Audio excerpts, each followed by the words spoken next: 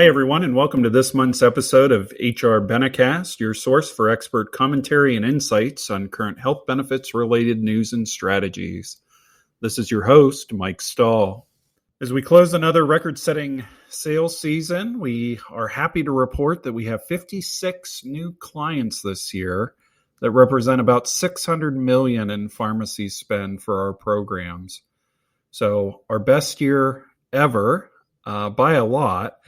And obviously, it means that our team is very busy in the implementation season this year.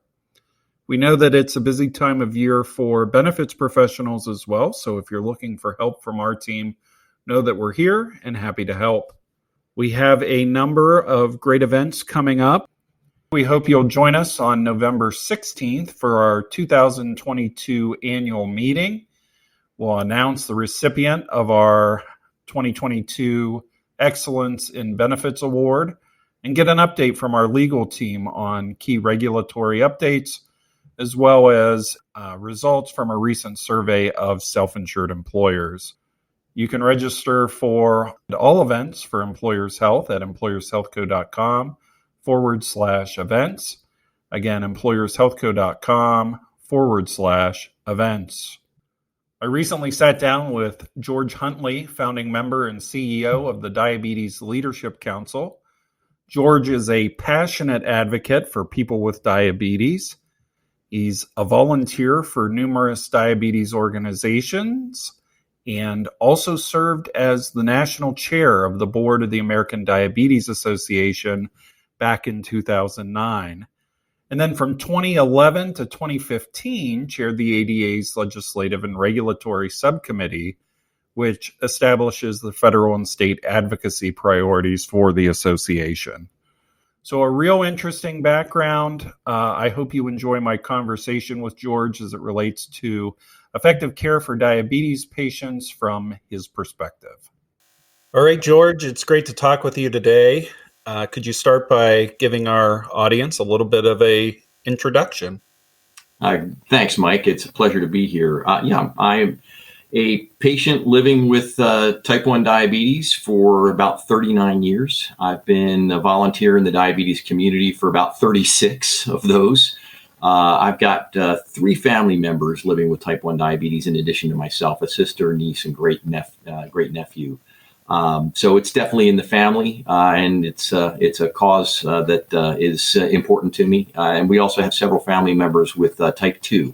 So not to discriminate between types 1 or type 2, it's one of those things that is in the Huntley genes.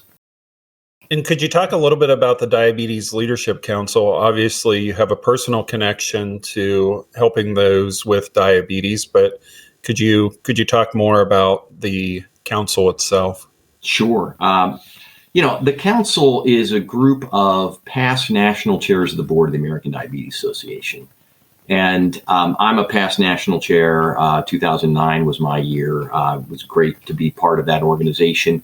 But when you're done, we weren't done. And so we felt like we still had a lot to give to the advocacy world. We dedicated decades of our lives to the cause.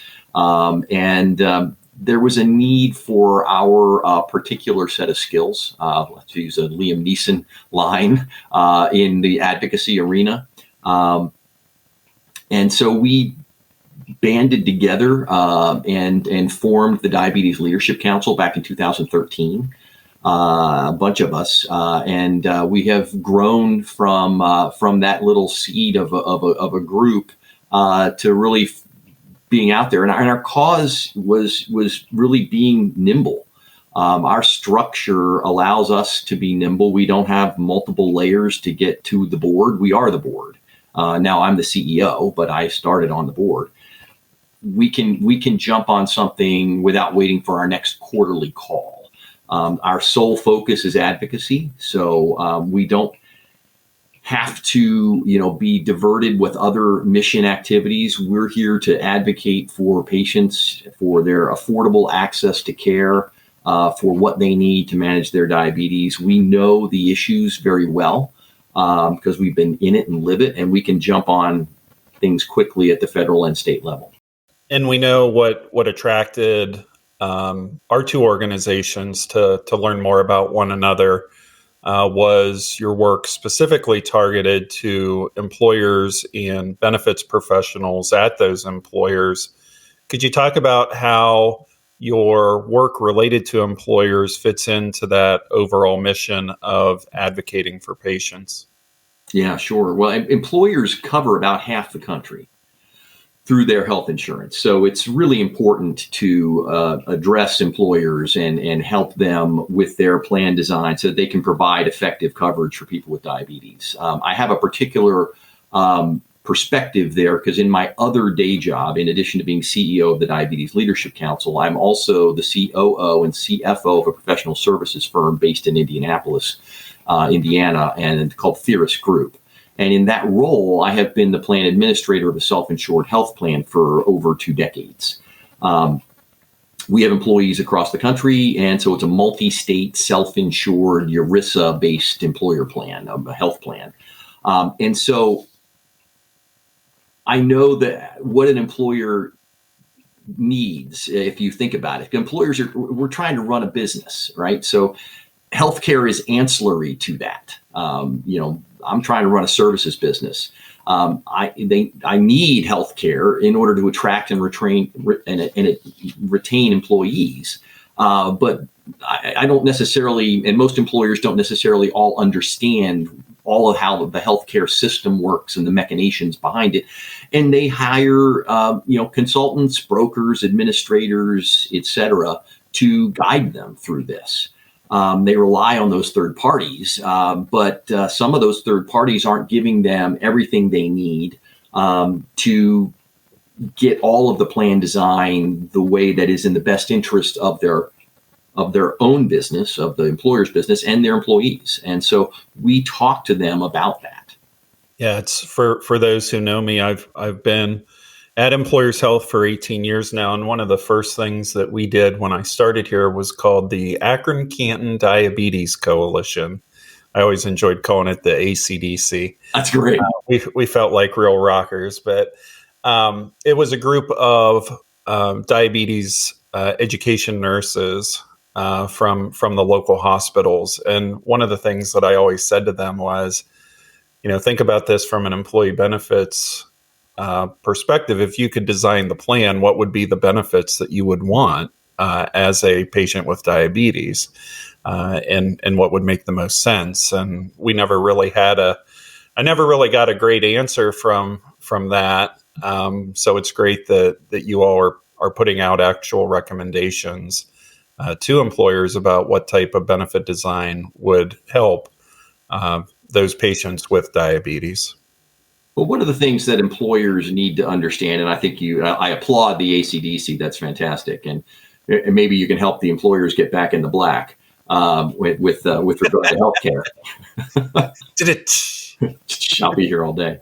But importantly, with diabetes is for employers to understand what it takes to manage it. It is a difficult disease to live with. It is not simple. It's not easy. It's 24/7.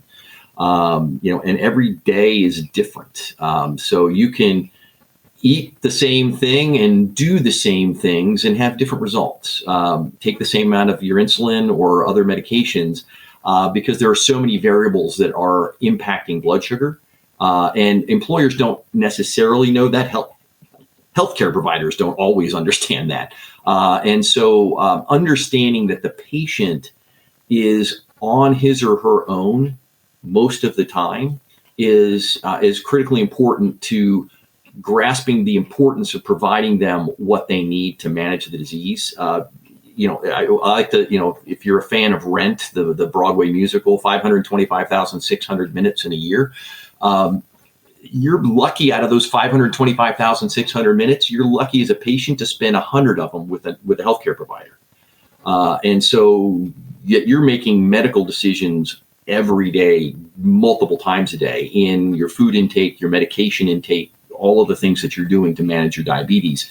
And when you understand that, it starts to hopefully sink in that it's really in everybody's best interest to give the patient what they need in order to be successful, the tools and the technology and the medications they need to be successful, because it's a lot more expensive if you don't manage it. And, you think about the costs of diabetes, and everybody talks about how expensive this disease is. And the costs are coming from the complications, not the management. So when you think about the complications, you talk about heart attacks, stroke, end-stage renal, kidney failure, amputations, ER visits by low blood sugars, et cetera. Those are what's driving the cost. It's the tail wagging the dog. The medications and the tools, that's the investment that you should be making to allow and prevent those other costs from happening. Obviously it's better for the patient, but it's significantly better for the health plan as well. And many studies will show that. A study from Express Scripts just this June saying, if they capped all diabetes medications at $25, the plan saved 16% on overall diabetes costs. This came out of Express Scripts in June of this year. We've known this for years, but it's now starting to come out, and so the investment is worth it in the management of it, because that's what the patient needs. And the tools that they need are technology. Many of us need an insulin pump. Many of us need continuous glucose monitors. They are not necessarily one size fits all. Not everybody drives a Chevrolet or a Ford. You want to have the tool that works for that patient. So give them, again, back to that 525,600 minutes. Give them what they're going to need. They've got to live with it for a lot of minutes. So give them what they need as that part, and make sure that it's accessible and affordable, so that they actually take it and they use it, because that's what's really important. So we talk to them about those kinds of things. Are there other specific examples of things that employers can do to make the benefit more attractive or more affordable for patients with diabetes for these management tools? So a couple things, sure. One, we talk about passing rebates through to patients at point of sale, and that's beyond just diabetes. That's something that is every drug out there. If you're in the average rebate on a branded drug is about 48%. It's probably closer to 50 now. So rough figures, half the list price of a drug is a rebate that comes back through to the employer in a plan.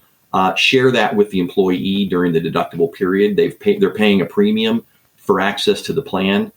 Give them the premium. If they go to the doctor, they go to the hospital, they're getting the benefit of the plan network discount, even during deductible, but they're not getting that network discount on the drug side unless the employer designs the plan specifically that way. That's not necessarily the default. So we talk about that because that can literally cut the cost in half for an employee during that deductible period. And you'll give away an apple in the lunchroom, a pedometer, a t-shirt, tell them to go walk, and then you'll charge them twice double the cost for whatever drug they need to take in order to actually really manage their chronic diseases. So in the case of insulin, that rebate is 75 to 80%. So it's a really big deal. So we do talk about that. The other thing we talk about for employers is to make sure that you're covering lower cost drugs. And this sounds insane, but you talk about generics and biosimilars. In the diabetes world, there's insulin's a biologic, so there's biosimilars and not generics. You assume that the lower cost drug, that generic, is going to be instantly on any formula or any plan the second it's available out there. Thank you for having this new lower cost drug. Let's put it on a plan. But they're not being put on formularies by the pharmacy benefit managers because they don't come with the rebates, and the pharmacy benefit managers like the rebates. Employers like them too, but at the end of the day, you want the lowest cost drug for the plan, and honestly for the patient, so the patient has the access to that lower cost drug, specifically during that deductible period, because they deserve to have the lower cost available. So we tell them, look at that, because only 1 in 4 today one in 4 generics are actually being put on formularies in the first year. And less than half of generics are being put on the generic tier of a drug plan today. And that so you got to look at, the employer has to peel that onion a little bit to say, am I really driving my people to the lower cost drug? First and foremost, is it even available on my formulary? And secondly, is my plan design driving them to that behavior? And don't take that for granted. You used to be able to, but you can no longer take that for granted. Yeah, I think it's something we'll certainly take a look at, in terms of, and I think that's something employers don't necessarily think about all the time is, they expect that tier one is generics, but it's really down to the PBM. The PBM determines what actually gets charged the tier one copay or coinsurance versus the plan design. So that's an interesting point. For those with high deductibles, I know a lot of our plans have a preventative drug list in place that charges either no copay or a flat dollar copay for diabetes medications. Are you seeing employers that you work with adopt those preventative drug lists? We are, and I think that's come a long way. I think a couple of things. I mean, the IRS in 2019 came out and clarified that you can put chronic disease management drugs on the preventive list. It didn't have to be already on the one that U.S. Preventative Services Task Force came out with. So insulin, as an example, can be put pre-deductible because there was gray questions on that prior to that. And so, but 2019 is not that long ago. People take a little bit of time to, oh yes, I can actually do that. And we are seeing that because it makes economic sense, and more studies are showing if you lower the cost of chronic disease maintenance, you lower your overall cost for the plan. And it's the drug side of a plan versus the major med side of a plan. The major med side of the plan is where most of the cost is happening. You're looking at 85% of 90% of a plan cost is over there. Trying to cut on the drug side, you're going to pay 2, 3, and sometimes 10-fold on the other. So in terms of management, we talked about some of the new technologies in terms of continuous glucose monitors and insulin pumps, things like that. I know there are a lot of companies out there knocking on employers' doors with, some new patient management program around diabetes and other chronic conditions. I'm curious if there are specific things from a patient perspective. Are there certain attributes to those types of programs that are helpful that employers should look out for? I would say, accessibility and user friendliness of the program. An employer is going to know their population. Is their population a manufacturing plant? Are their population, spread out remotely across the country? What kind of employee base? How are you best interacting with them? Fundamentally, we want to make it easier for the patient. The employer is going to understand how to reach their population of employees, whether they're all remote or whether they're all working in the factory behind the front office, because that really informs the media and the technology you need to use to reach them. But the information needs to be easy and accessible and informative, whether it's recipes that they can track, whether it's how they track their blood sugars, whether it's how they track their physical activity, giving them tools. I wouldn't say forcing them to use them, giving them tools as an option. Again, everybody runs their lives differently, but we all need to be able to, keep track of some of these things as we manage our diabetes, and the tools and giving them those options are a win. And giving them access to a counselor, a nutritionist, a diabetes educator through these tools, that's the real win. Absolutely. From a public policy perspective, I know your organization does a lot of advocacy. What are the are there specific public policy recommendations that you all are active on right now? We're very active right now on obviously the cost of insulin is the number one thing for people with diabetes. It just got included in the Inflation Reduction Act for Medicare. Did not get in, so we're now did not get in for commercial plans. So we're now working. There's a bill, the Insulin Act, that we are supporting, and the whole community is behind to try to get that covered with basically a copay cap for the cost of insulin in a commercial plan, a ERISA plan, the plans you and I are talking about here today. Beyond that, we talk about there have been rebate pass-through, same things I'm talking to employers about. We talk about access to biosimilars and generics. We talk about access to obesity medications. If you want to talk about preventing diabetes, there's a Treatment and Reduction of Obesity Act that Congress has out there. They haven't moved on it in a bit, but Medicare Part D law, when it was enacted in 2006, it said in there, thou shalt not spend any of the Part D money on weight loss drugs. And because there were none back in that day, right? As we sit here today, there are very viable options. And we talk to employers about this as well. You'll pay for bariatric surgery, but you won't pay for the drug that might have prevented that surgery. And that surgery is a heck of a lot more expensive than the drug. But there are options now, but we need to get that covered in Medicare, and we also need to get that covered in employer commercial plans. There's a stigma around diabetes. Diabetes is a genetic disease. It's a disease. Obesity is a genetic disease as well. It is not the patient's fault. Yes, we can all wish we had walked more and exercised more, but there are people that walk more and exercise more and they are still obese.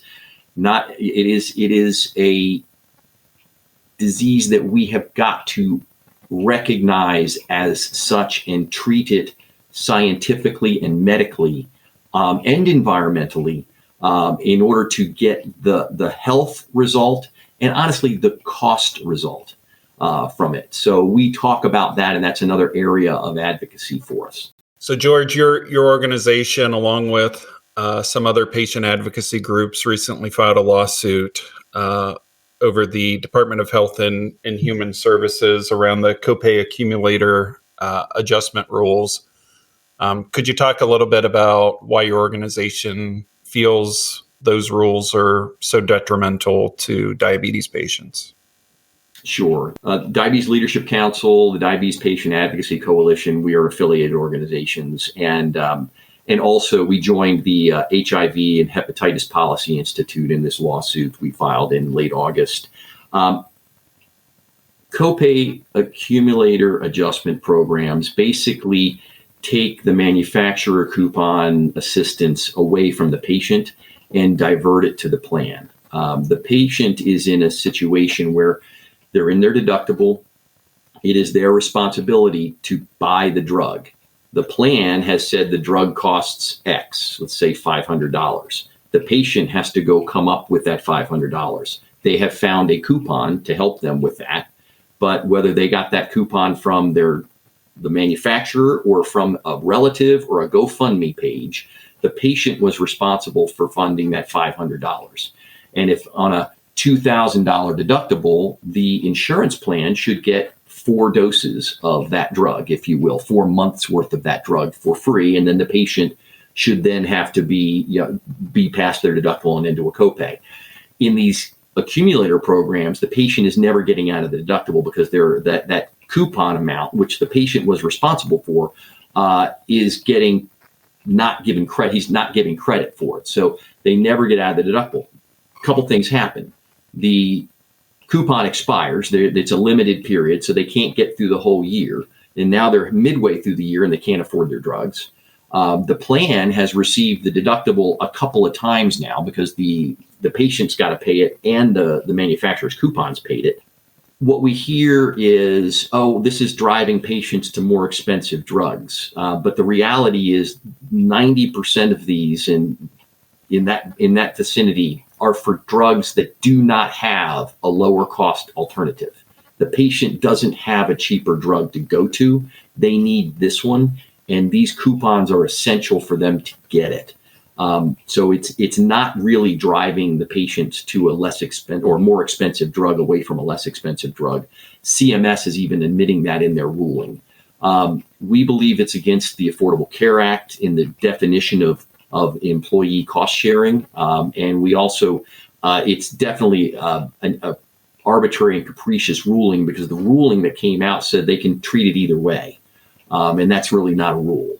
So that's the basis of what we're going after here. And this is beyond diabetes. It's impacting patients with diabetes. It impacts patients across all chronic diseases, which is why we've joined with the HIV and Hepatitis Policy Institute.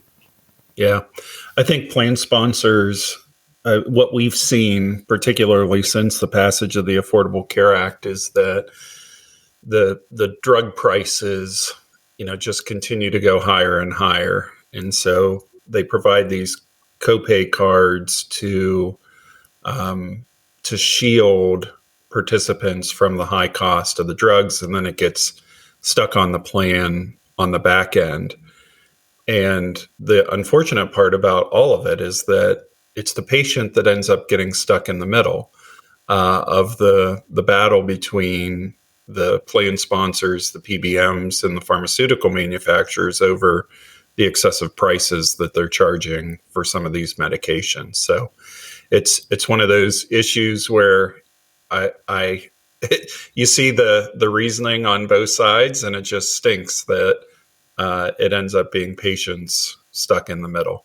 Yeah, and that's exactly right. It's the patient getting stuck in the middle, and that's where we're advocating to that's the one party in this group that should not be the one that's burdened the most, and that's unfortunately what's happening by this policy. Absolutely. Well, we appreciate, George, you taking time out to tell us about the work that you and your organization are doing. Obviously, diabetes, huge for our plan sponsors. You mentioned the connection that you have to it within your own family, certainly the populations that are clients that they cover all deal with a higher and seems like a growing incidence of diabetes patients. So as always, a very timely topic, and we appreciate your perspective on it. Could you talk a little bit, just last thing, could you just tell employers where they can go to learn more about your organization? Oh, sure. Absolutely. Diabetesleadership.org, quite simply. And, send us a note, hit a contact us. We'd love to be in a dialogue with you. If you have any questions about what you can do, plan design, there's an employer section on our site with, some of the webinars that we've held and materials that we've got specifically for them to review. So welcome there. And thank you for having me today. I appreciate the opportunity to speak. All right. Thanks, George. Thank you to George. I'm sure everyone living with diabetes thanks you and the Diabetes Leadership Council for your tireless advocacy. Again, you can learn more about George and the work of the Diabetes Leadership Council at diabetesleadership.org. Before we go, I want to thank our sponsors for helping to make this podcast possible, and also for supporting us and providing many of the great employee benefits related events and content that you see throughout the year. So thanks to our annual supporters, CVS Health, OptumRx, and Elixir, and our executive supporters, Delta Dental, Pear Therapeutics, Pfizer, and USRX Care. Visit employershealthco.com/supporters for a full list of sponsors. Again, don't forget to submit your questions by completing the field on the landing page. There's a link there that says submit your questions here, and then be sure to subscribe to HR Benecast to be notified when the latest episode is out, and so you can hear, hopefully, answers to your questions. There's always something new at Employers Health, so be sure to follow us on our social media accounts, including LinkedIn and Twitter, to stay up to date. So that's it for this month's episode. Thank you again to George and everyone at the Diabetes Leadership Council for the great work that they do. And thank you for taking the time to listen, for your continued membership, participation, and interest in Employers Health. Be well, and we'll see you soon.